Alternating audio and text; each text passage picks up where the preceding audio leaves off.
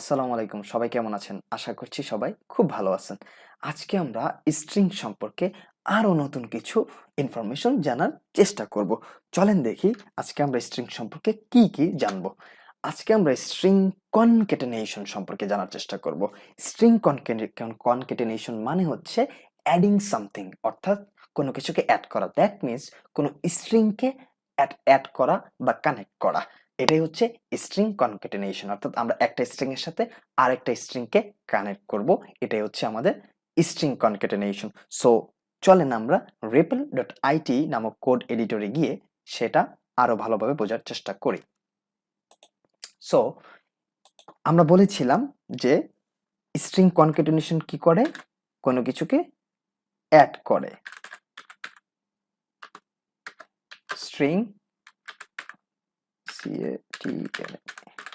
String concatenation.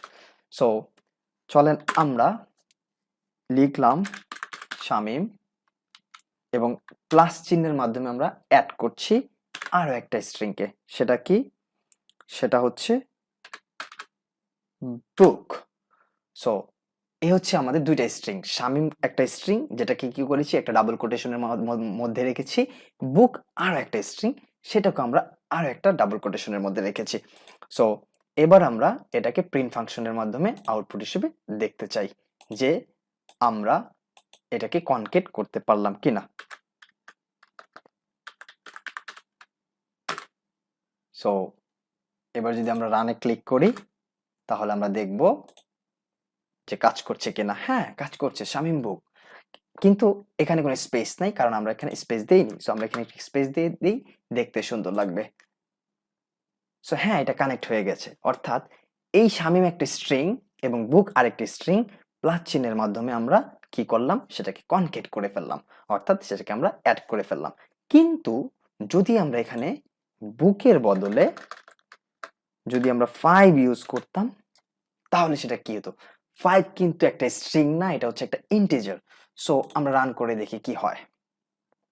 হ্যাঁ, এখানে error দেখাচ্ছে, বলতেছে লাইন নাম্বার 2, যেখানে কি প্রবলেম বলছে, ক্যান অনলি কনকেটেনেট স্ট্রিং, অর্থাৎ এটা শুধুই কনকেটেনেট করতে পারবে স্ট্রিংকে, অর্থাৎ এই ইন্টিজারকে সে কনকেট করতে পারবে না, বলেই দিছে নট ইন্টিজার। সো আমরা কনকেটেনেশনের সময় অবশ্যই খেয়াল রাখবো যে আমরা যাদেরকে কনকেটেনেশন করছি তারা যেন অবশ্যই স্ট্রিং হয়। এবার আমরা আরো বেশ কিছু স্ট্রিংকে কনকেটেনেশন করার চেষ্টা করি। যেমন আমরা এক্স ভেরিয়েবলে রাখলাম অ্যাপেল রাখলাম।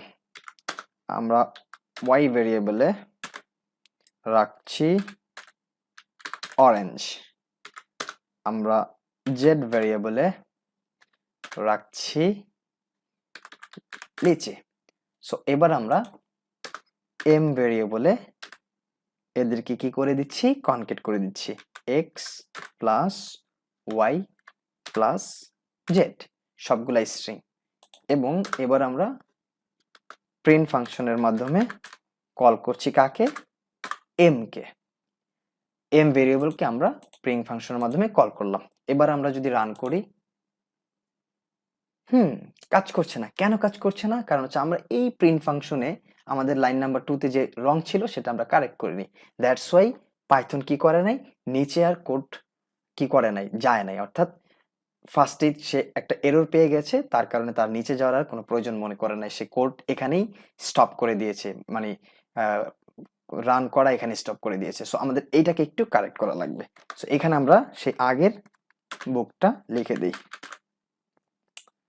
সো এইবার আমরা দেখি কি হচ্ছে। এখানে আমরা স্পেস দিয়ে দিই, দেখতে সুন্দর লাগবে। সো এবার যদি আমরা রান করি, দেখি ওকে কনকেটেনেশন করেছে কিনা। হ্যাঁ, তার মানে খুব ভালোভাবে কাজ করছে। তার মানে এটা স্ট্রিং কি করেছে, কনকেট করেছে কিসের মাধ্যমে, প্লাস চেনের মাধ্যমে। সো এই হচ্ছে স্ট্রিং কনকেটেনেশন। দ্যাট মিন্স সে কি করে, আলাদা আলাদা দুইটা স্ট্রিংকে একত্রিত করে বা কানেক্ট করে। এটা হচ্ছে স্ট্রিং কনকেটেনেশনের কাজ। নেক্সট দিন আমরা হয়তো বা স্ট্রিং সম্পর্কে আরো কিছু জানার চেষ্টা করবো। আজকের মধ্যে এখানে শেষ। সবাইকে ধন্যবাদ। আল্লাহ হাফেজ।